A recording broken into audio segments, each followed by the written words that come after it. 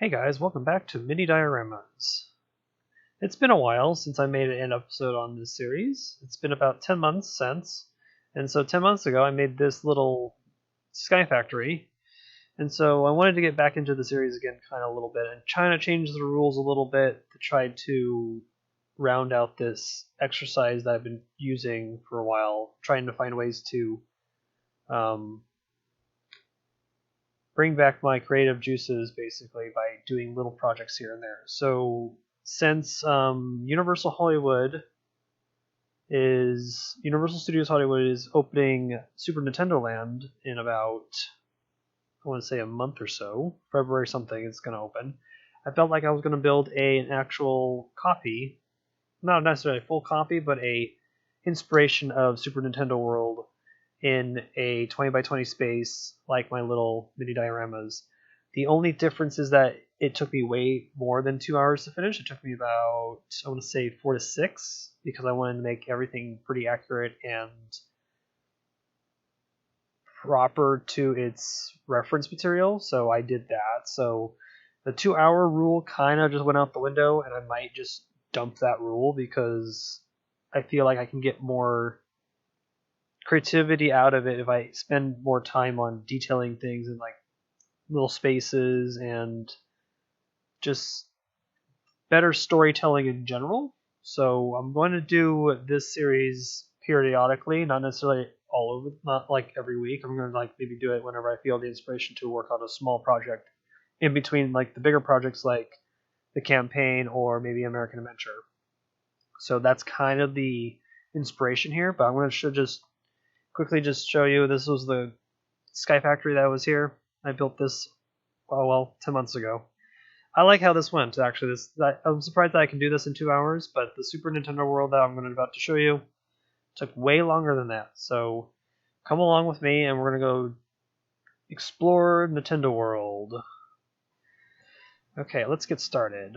So where do we start, basically? This is the first mini diorama that's going to actually have guests in it because I'm actually making a legit miniature theme park themed area anyway. So I started building this one I built most of this in Scenario Editor because it's way easier versus building in Sandbox. So that's what I kind of opted into doing. So the first thing to build is basically Peach's castle.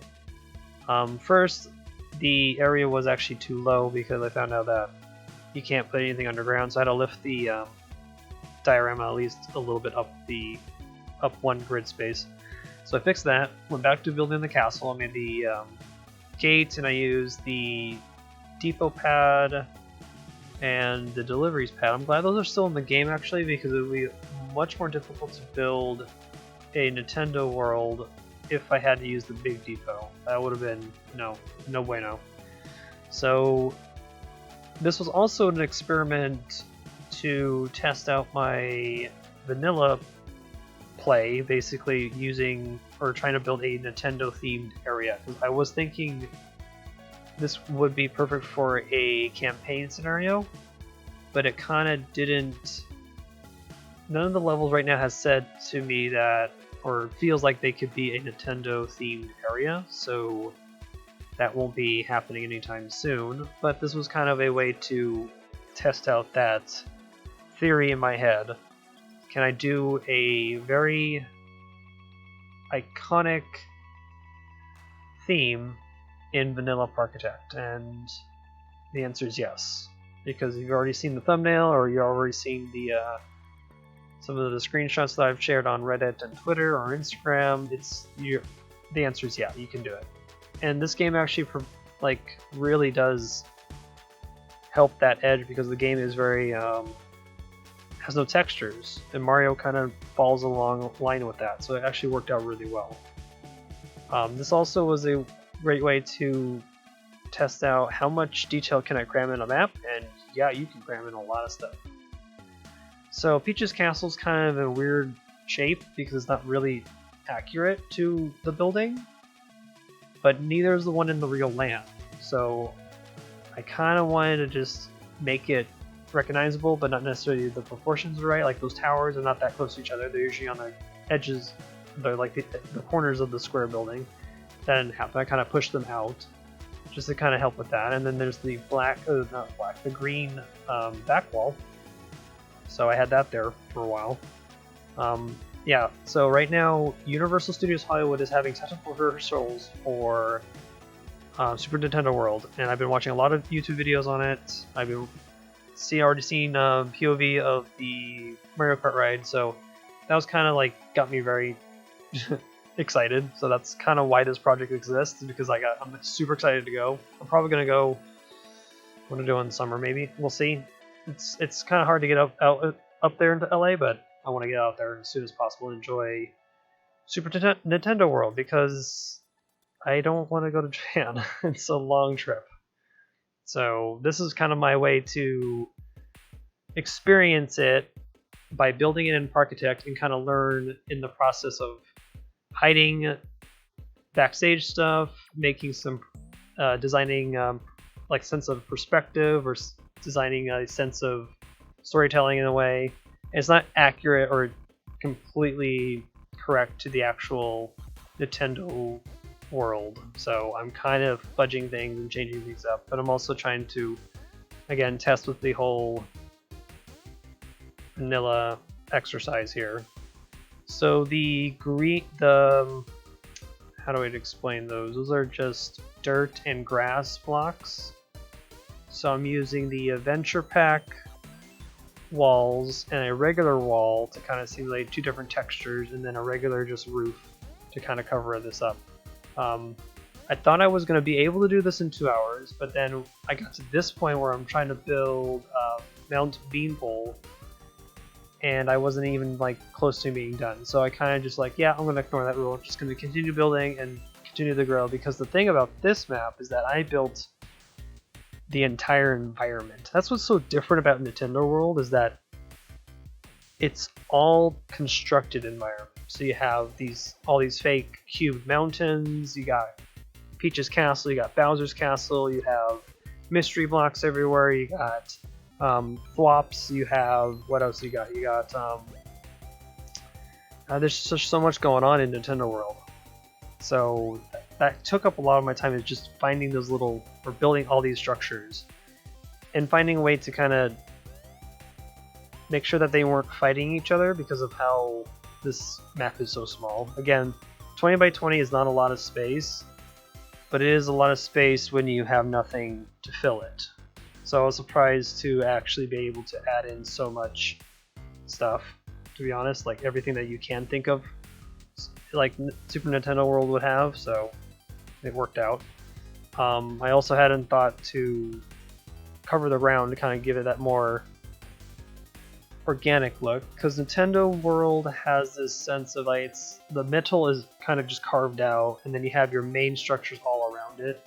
So you come out of Peach's Castle, you have like little bits of islands of like a mushroom island here, like those mushrooms are just kind of there, you can sit under. And you have these big blocks, like a block I'm building right here. It's kind of just a weird block thing, like you just jump off of it. Like if you're in Mario, you jump off this and you get coins. You find a mystery box or whatever you want to do. So that's kind of what I'm doing here. Just I don't know how to explain Mario's theming, but it's actually just interesting. And I thought it would fit really well in Parkitect. It actually does. It works really well. Another thing that would work well in Parkitect's graphics would be Sonic, because I've seen someone do Sonic before. What other games would work? How would we translate a video game theme to Parkitect? There's a lot of ones that could work because of the art style for Parkitect. There's ones that would be harder to do, like the more realistic games, but that's just the tangent I'm thinking. So yeah, everything here is scratch built. Even the grass tops of every single mountaintop in this land is scratch built. Had to figure out some better piece usage because I was using a whole bunch of cylinders to fill in this ground, and so I opted to do some squares.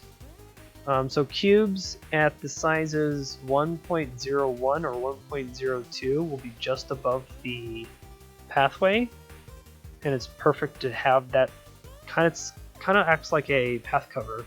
If you ever heard of the mod called path covers, I kind of just do that with shapes. So it's quite wonderful to kind of hide away those pathways to kind of make it look like it's one big giant plaza, even though it's kind of controlled. So over here, I have the color palette for Mario. I grabbed that off the internet. This is a second box. This one's going to house a restroom, so it's going to be blue. The only gripe I have in my build is that I think the coins are too big. I couldn't make them smaller because the pole I was using would kind of bleed through or kind of break through the coins. So the coins are 0.30. I would have loved the coins to be 0.25, but I wanted the pole to suggest that these things spin. So there was kind of a give or take I had to use, so I kind of just did it. You might not have a problem with it, but I do, so it depends on your perspective. Let's see here. Let's talk about the question mark in the brick blocks. Those are actually from a scenario of mine called Super Mario Valley. It's on the workshop. It's been up there for a while now. So I just used those images and pulled them off and just used those for the rest of this build. I was going to go and try to make every question mark mystery cube by hand with shapes, but I'm like, nah, I don't need to like hurt myself. So I just opted to just use images, and it's in the game, it's still vanilla technically speaking, and I'm using an image, and it kind of sells the purpose. Before this is finished, I've made some mushrooms here. So in Nintendo World, there's mushrooms that you can sit under.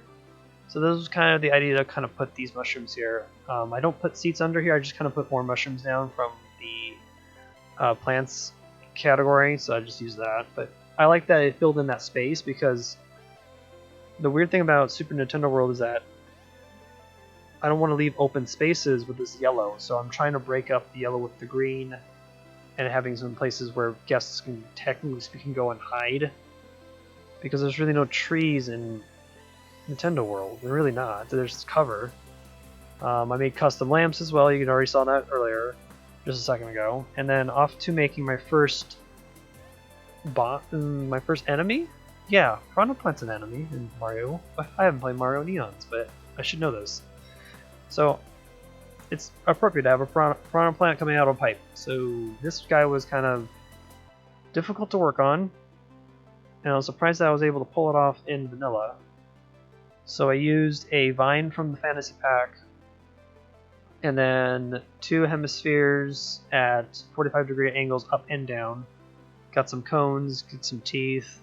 Those spheres there for the dots are too big. That's going to change in a second because I made them way too far out. They look like eyeballs instead of a patterned, I don't know, a spotted pattern.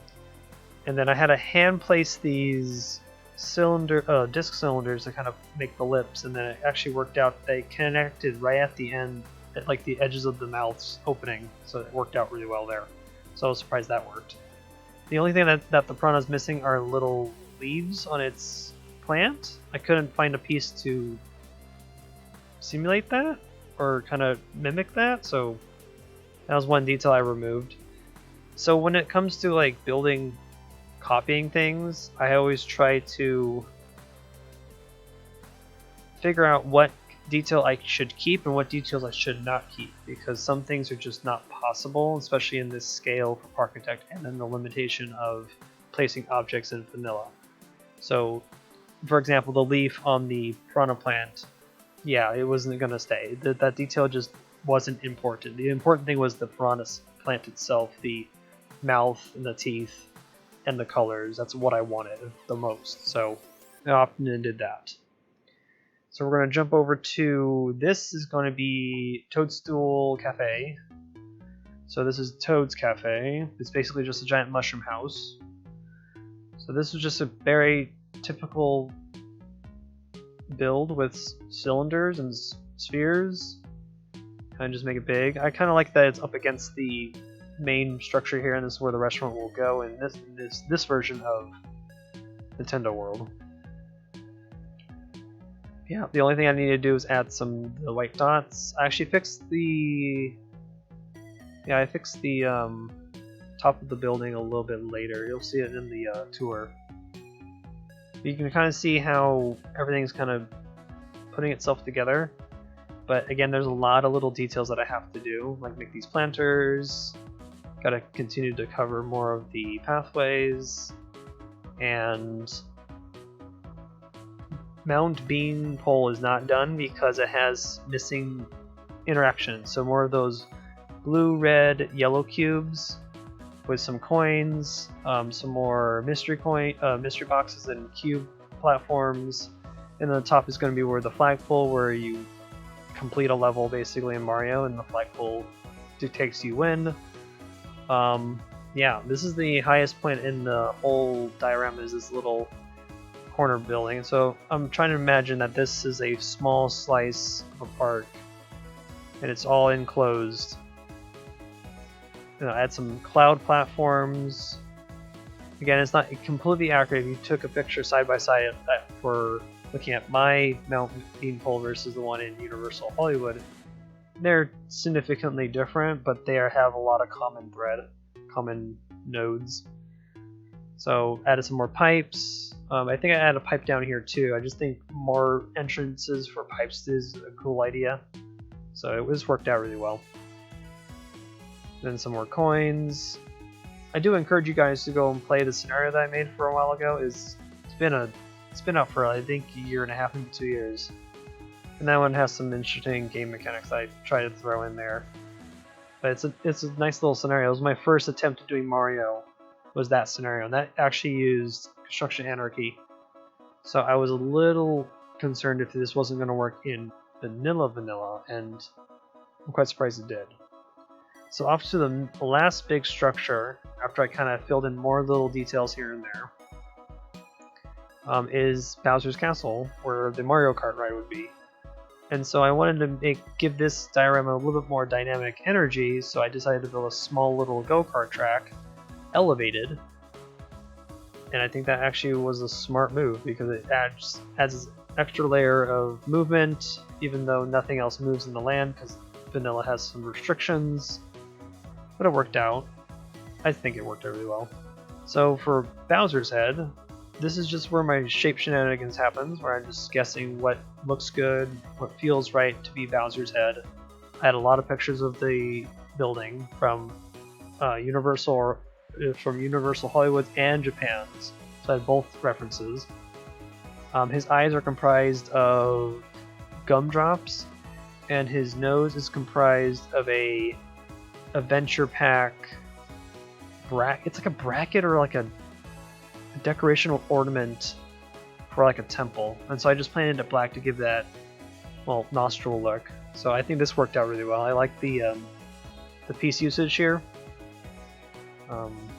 Yeah, I had to figure out some things. The only thing you have to worry about when you're working with shapes and stuff like that is you accidentally delete something, you might lose that sense of direction of like, okay, well, where did that piece come from? So that was a little difficult here, so had some hard times doing that. And then over to, let's see what else we do. Oh yeah, we're going to do the rest of the towers. We have to do the center tower, and then we have to do the 4 towers. And this is where I kind of winged it, because I didn't want to make it super accurate to the source material. I kind of made it my own Bowser-esque type building, because I feel that Bowser uses a lot of spikes and concrete, more harsher tones and more dramatic edges. You want to say it like that? Sure, yeah, more dramatic edges. And so the Bowser's Castle kind of was that direction. And then I had to figure out the portal for the go-karts to come in and out of the building.